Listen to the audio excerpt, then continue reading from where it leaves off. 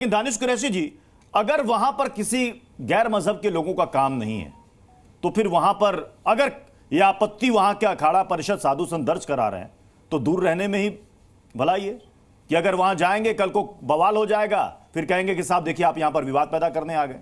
जैसा जरी साहब ने कहा कि मैं अपील करता हूं कोई मुस्लिम ना जाए। देखिए, सबसे पहले तो मैं किसी के बीच में लेकिन इनके अपील को सुनता कौन है? कानपुर में भी गए ना कल। देखिए, इनसे कहिए इंटरप्ट ना करें। मैं किसी के बीच में नहीं बोला और मेरे बीच में कोई ना बोले। मेरी बात अगर अच्छी ना लगे तो खत्म होने के बाद अब अपनी बात रखिएगा। देखिए, बहुत सारी अच्छी बात कही उन्होंने।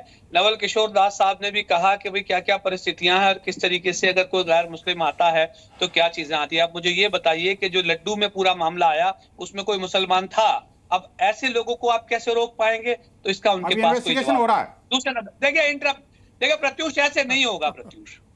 मैं किसी के बीच में नहीं बोला। अब सुन तो लीजिए। अब सवाल आके यहाँ ये खड़ा है। इंटरप्शन नहीं किया, मैंने बोला है आपको कि अब उसकी जांच रिपोर्ट आनी बाकी है, पता लग जाएगा कौन था। मैं ये नहीं कह रहा कि हिंदू है मुसलमान है, इससे कोई फर्क नहीं पड़ता। जिसने मिलावट किया उसको फांसी होनी चाहिए। आप भी मांग करिए ना, आप क्यों छुप जाते हैं उन सब चीजों को लेकर के? वो कोई मुसलमान तो नहीं थे, ठीक है। अब दूसरे नंबर की बात मैं आपको बताऊं। अब सवाल यहाँ ये है, बहुत अच्छी बात भारतीय जनता पार्टी ने भी कही है। अब ये कही है कि भाई अगर लोगों को ये जरूरत महसूस होती है तो बात की जाए। तो आपको तो वक्फ बोर्ड में गैर मुसलमान चाहिए अंदर पे, लेकिन आपको कुंभ के अंदर में तो प्रशासनिक अगर कोई कर्मचारी है, पुलिस वाला भी है, वो आपको पसंद नहीं है। तो ये तो दोहरे मापदंड भारतीय जनता पार्टी के कलई आज तो खुल गई है। और इतनी जबरदस्त खुली है, इतनी जबरदस्त खुली है कि मुझे लगता है ये सांध नहीं पाएंगे इसको। तीसरे नंबर की बात देखिए, कुंभ का जो अज्ञानता का अंधकार है। अरे यार प्रत्युष, देखिए बोले दानिश कुरैशी सब सुन रहे हैं। दानिश कुरैशी आप बोले। अब सवाल आके यहाँ ये खड़ा है कि कुंभ का मेला जो है वो कुंभ जहाँ पे ये पूरा प्रोग्राम होता है, वहां पर अलग अलग लोगों का, सुनिए, अलग अलग लोगों का रोजगार जुड़ा है। कई सारे इसमें हिंदू होंगे, मुसलमान होंगे और किसी धर्म जाति के भी लोग होंगे। बहुत तरह तरीके के लोग होंगे। रोजगार करो, थूको मत, मुंह तो मत, वो व्यवसाय का प्रतीक, श्रद्धा का प्रतीक भैया मत करिए।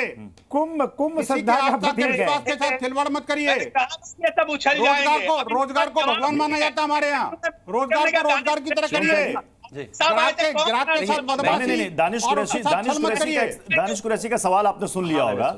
वक्फ बोर्ड के अंदर आपको वहां पर तो गैर मुस्लिम चाहिए और यहां आप कह रहे हैं कि कोई मुस्लिम प्रशासनिक अधिकारी ना हो, वहां पर सुरक्षा में तैनात पुलिसकर्मी मुसलमान ना हो, और अगर है तो उन पर डाउट कैसे कर सकते हैं? वो तो प्रशासनिक अधिकारी है। विनोद जी ने बिल्कुल सही कहा। मतलब तर्क में कुतर्क करना तो कोई इनसे सीखे, अर्थ का अनर्थ करना तो कोई इनसे सीखे। अरे भाई अब आप बीच में मत बोलिए। अभी तो बोल रहे थे ना कि बीच में नहीं बोलना। सुन लीजिए चलना चाहिए, कोई किसी को इंटरप्ट ना करे। भैया जब हम कुंभ करते हैं ना, तो उस कुंभ करने के बाद उस जमीन को घेर के वहां पर जो है अपना हक नहीं जता देते। ये नहीं कह देते ये सड़क भी हमारी है, ये मकान भी हमारा है, ये दुकान भी हमारी है, ये पार्क भी हमारा है, ये लॉन भी हमारा है। नहीं, हम अपना धार्मिक समागम करते हैं, उसके बाद चले जाते हैं। ये जो वक्फ वाले हैं ये तो लूट लेते हैं उसको। 1500 साल पुराना गांव है, 1400 साल पुराना इस्लाम है, वक्फ आया अभी कुछ दिनों पहले, वो कहते हैं ये वक्फ की जमीन है। बताओ क्या करें? आप तो लूट मचा रहे हो, हम नहीं कर रहे। अब एग्जांपल एक और देता हूं मैं। इनका एक कार्यक्रम होता है इज्तिमा, जिसमें दुनिया भर के मुसलमान इकट्ठे होते हैं। अभी उत्तर प्रदेश में हुआ है, अक्सर होते रहते हैं। उसमें क्या होता है कि मुस्लिम धर्म के जितने भी लोग हैं वो इकट्ठे होते हैं, एकता दिखाते हैं, ताकत दिखाते हैं और धर्म की बात करते हैं, जो इस कुंभ की तरीके से ही उसी कॉन्सेप्ट पर होता है। मैं मानता हूं सरकार उसको भी पूरी सुरक्षा देती है, सरकार उसकी पूरी जिम्मेदारी लेती है और इंश्योर करती है कि किसी भी व्यक्ति को किसी प्रकार की कोई परेशानी ना हो। तो वहां पर किसी ने डिमांड उठाई कि प्रशासनिक अधिकारी हिंदू नहीं होना चाहिए? मैं क्या कहता हूं, धर्म से किसी ने डिमांड उठाई? वही तो कह रहा हूं, वहां पर हिंदू होना चाहिए। अगर उठाएगा तो हमारी जिम्मेदारी है उस पर विचार करना। हमने तो अभी कोई फैसला लिया ही नहीं है, सरकार ने नहीं लिया। लेकिन आपके मुताबिक ये डिमांड उनकी सही है, जायज है या नहीं? धर्म के विषय में तो मानता हूं। मैं शिवम त्यागी से जानना चाह रहा हूं। शिवम त्यागी ये बताइए, प्रशासनिक अधिकारी मुसलमान नहीं हो, सुरक्षा में तैनात पुलिसकर्मी मुसलमान ना हो, देखिए ऐसा होना संभव है? नहीं, भगवान से दुआ कीजिए, पूजा पाठ कीजिए, शिवम त्यागी, और बहुत जल्दी से तब तो सुन तो लीजिए। तब तो फिर बहाली भी उसी हिसाब से करनी पड़ेगी शिवम त्यागी जी। बहाली भी उसी हिसाब से करनी पड़ेगी कि भाई साहब दिवाली में, दशहरा में किसकी ड्यूटी लगानी है, होली में किसकी ड्यूटी लगानी है, ईद में किसकी लगानी है, मुहर्रम में किसकी लगानी है। अब मैं फिर से वही कह रहा हूँ, शिवम त्यागी के लिए जल्दी से पूजा अर्चना कीजिए। 10-15 साल में अगर मैं चीफ मिनिस्टर बन गया तो मैं जवाब इसका जरूर दूंगा।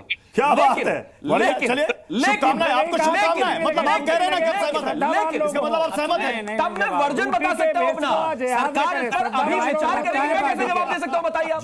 क्योंकि सरकार ने कहा कि हम इस पर विचार करेंगे। हाँ, तो सरकार ने भी कहा कि हम इस पर विचार करेंगे, लेकिन मैं फिर से कहता हूं कि अगर किसी का कोई धार्मिक आयोजन है, और मैं दूसरे धर्म के लिए भी कह रहा हूं, और विनोद बंसल जी भी इस बात से सहमत होंगे कि अगर किसी का कोई धार्मिक आयोजन है और उनको लगता है कि किसी कुछ काम के करने से, किसी पर्टिकुलर व्यक्ति से या किसी पर्टिकुलर कोई भी ऐसी क्रियाकलाप से किसी धर्म में कोई दिक्कत आती है, तो उस पर विचार होना चाहिए।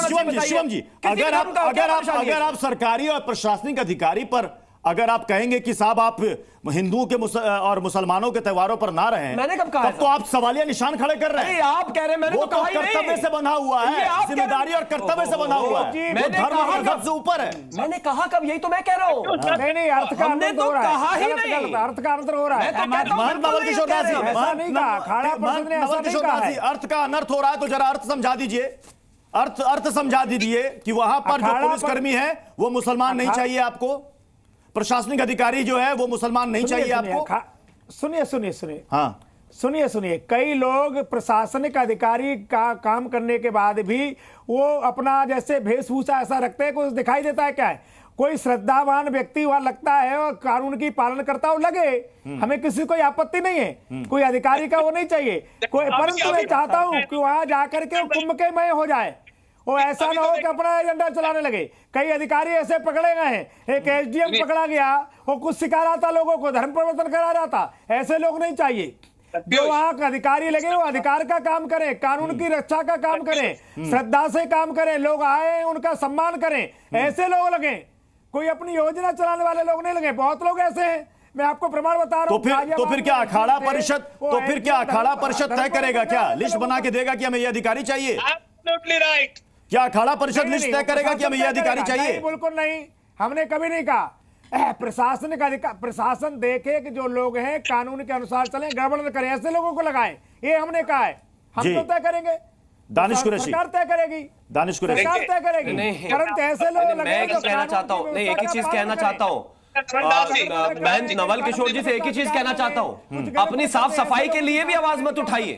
प्रत्युष जी का मानना है आवाज ही मत उठाइए। अरे वो बिल्कुल सही कह रहे हैं। अगर कोई सामाजिक कार्यक्रम है और वो चाहते हैं कि ऐसे व्यक्ति जो इस तरह के क्रियाकलापों से जुड़े हो वो ना वहां पर हो, तो क्या गलत है? पूजा करना चाहता हूं, मेरा अधिकार है। साफ सफाई के लिए किसी को कोई आपत्ति नहीं है, यहाँ पर किसी को कोई आपत्ति नहीं है, लेकिन वहां पर सुरक्षा कर्मी मुसलमान ना हो, प्रशासनिक अधिकारी मुसलमान ना हो, मतलब सीधे आप तो सवाल जबरदस्ती सिस्टम पर हम सवाल खड़े कर दे रहे हैं। नवल किशोर जी भी यही कह रहे हैं, इसके अलावा विनोद जी भी यही कह रहे हैं, मैं भी यही कह रहा हूं कि हमारी जो इंश्योर करने वाली बात है वो ये कि वहां पर साफ सफाई व्यवस्था रहे, धर्म के काम में कोई भी अधर्मी ना घुसे, गलत काम ना करे। अब इसमें क्या बुराई है भाई?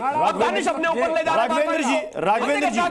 राघवेंद्र जी, अगर कोई साफ सफाई शुचिता के साथ अपना पर्व त्योहार मनाना चाहता है, ये उसका राइट है, ये उसका हक है, बिल्कुल मनाए। लेकिन अगर ये आशंका जाहिर की जा रही है, जैसे वीडियो सामने आए कई जगहों पर हमने देखा कि रोटी में थूक देना, जूस में मूत्र मिला देना, अगर यह आशंका है कि अगर वहां पर ऐसी घटनाएं घटित होंगी तो 40 करोड़ लोग जुटने का अनुमान है इस बार के महाकुंभ। मुझे यह लग रहा है कि बवाल हो सकता है, हंगामा हो सकता है, विवाद हो सकता है, तो क्यों ना उस कंट्रोवर्सी पैदा ना हो, मुझे लग रहा है ऐसे स्टेप्स उठाए जाए। मुझे लग रहा है कि पहले अभी जो आजम खान साहब सवाल उठा रहे थे, अरे ये भारत देश है, संविधान के अनुसार चलता है, सबको अधिकार है कि किसको क्या बनाया जाए, यही तो हमारे देश की खूबसूरती है। अरे आपकी तरह थोड़ा ही है, केवल अरे हंसने थोड़ी होता है। मंदिर में पुजारी और बना सुनने की दम होनी चाहिए, सुनने की दम है। आप तो बीजेपी के प्रवक्ता है, सरकार के प्रवक्ता है। अरे बताइए ना क्या ये बताओ, बना दिया तो गलत क्या किया? सर्वे भवन्तु सुखिनः सर्वे सन्तु निरामया सर्वे भद्राणि पश्यन्तु मां कश्चित् दुःख भाग् भवेत्। ये है सनातन धर्म। अरे आपकी जैसे संकुचित मानसिकता वाले लोग अगर सनातन धर्म का अगर गुणगान करेंगे तो ऐसे लगेगा कि बताओ, ऐसे लोग जिन्हें सनातन का पता नहीं कि कितना विराट है, कहां बौने लोग सनातन की व्याख्या कर रहे हैं, ये सबसे बड़ी बात है। हाँ ठीक है, सरकार पर आपको विश्वास नहीं है क्या कि सरकार वहां व्यवस्था उचित करेगी, इसलिए साधु संत ऐसा कर रहे हैं कि उनको लगता है कि वहां गड़बड़ होगी, वहां साफ सफाई नहीं होगी, वहां ऐसे लोग घुस जाएंगे। अभी जैसे उपचुनाव जहां होने जा रहे हैं, सरकार ने वही तो किया कि जहां से दो जातियों को खास तौर पर जो चुनाव से क्या लेना देना? नहीं बता रहे, वहां से हटाने का काम किया, बता रहे ना, हटाने का काम किया दो जातियों को, जहां वहां उनके जो भी बूथ स्तर के